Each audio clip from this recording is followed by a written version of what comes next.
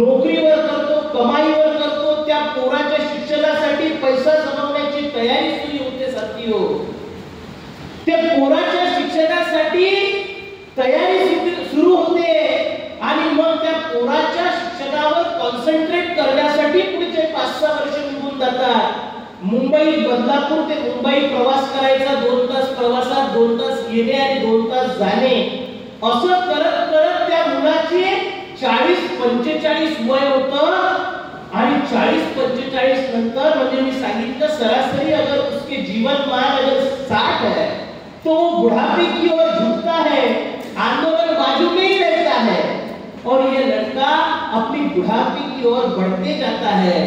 वो ना समाज के काम का होता है और जब नौकरी खत्म होती है तो समाज भी ऐसे लोगों के काम का नहीं होता. बाबा साहब ने कहा कि मुझे ऐसी आशा है कि मेरे समाज के युवा इस कारवां को आगे बढ़ाएंगे. अभी हमारे युवा अगर घर में बैठे रहे तो ये कारवां आगे बढ़ेगा कैसे? मेरा सवाल यह है, इसलिए मैं पूछ रहा हूं कि इस प्रशिक्षण शिविर में हम युवाओं को जोड़ना चाहते हैं, जगाना चाहते हैं. बाबा साहब ने पूरी जिंदगी नौशावर कर दी. बाबा साहब ने पूरा अपना परिवार त्याग दिया. मैं ये नहीं कह रहा हूं कि हम लोगों ने परिवार त्यागने की जरूरत है, लेकिन हमारी ये जिम्मेवारी थी कि हमने हमारा ये आंदोलन हमारे नेक्स्ट जनरेशन में ले जाना चाहिए. हम हमारे कार्यकर्ताओं के घर पे जाते हैं.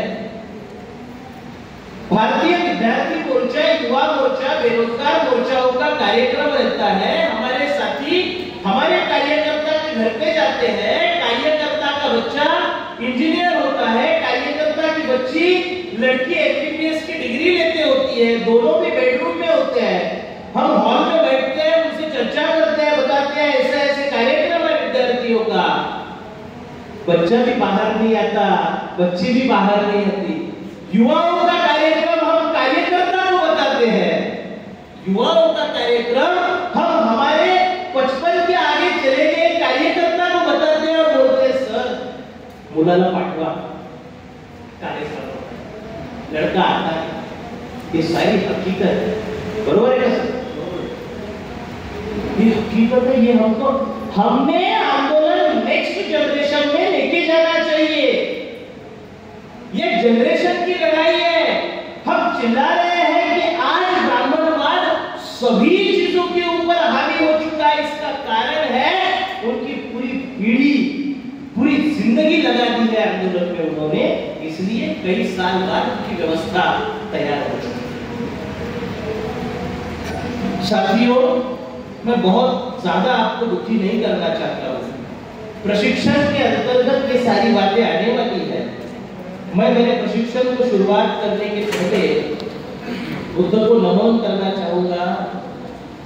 घन सारप दितेन दीपेन तमधंसिना तिलोक दीपम संबुद्धं पूजयामि तमोबुद्धं. अन्याय के घनघोर अंधेरे को ज्ञान के दीप से त्रिलोक को प्रज्वलित करने वाले तथागत बुद्ध को मैं नमन करता हूं. साथियों, हम ये जो प्रशिक्षण यहाँ पर लेना चाहते हैं, हमने देहू में प्रशिक्षण लिया. उस प्रशिक्षण में 2 दिन मैं प्रशिक्षण दे रहा था. उस 2 दिन में भी कार्यकर्ताओं ने मुझे फोन कर कहा कि ये 2 दिन भी ऐसे लगे कि कम है. बहुत लोग यहाँ पर थे, उन्होंने कहा कि ऐसे लग रहा था कि ये 2 दिन भी बहुत कम है ये सारी जानकारी को सुनने के लिए. अभी मेरे सामने बहुत बड़ा सवाल है कि अभी इस 4 घंटे में इस 2 दिन के प्रशिक्षण को कैसे समेटा जाए. ये प्रशिक्षण कोई हम केवल मात्र औपचारिकता नहीं बनाना चाहते. हमारे प्रशिक्षण का एक उद्देश्य है, हमारे प्रशिक्षण का एक निर्धारित ऑब्जेक्टिव है और इस ऑब्जेक्टिव के तहत हम इस प्रशिक्षण को कंडक्ट कर रहे हैं सर. इसलिए मैं कोशिश करूंगा कि बहुत ज्यादा हिस्ट्री में न जाते हुए वर्तमान परिस्थिति को ध्यान में रखकर हम कैसे समाज को प्रबोधित करें और ज्यादा से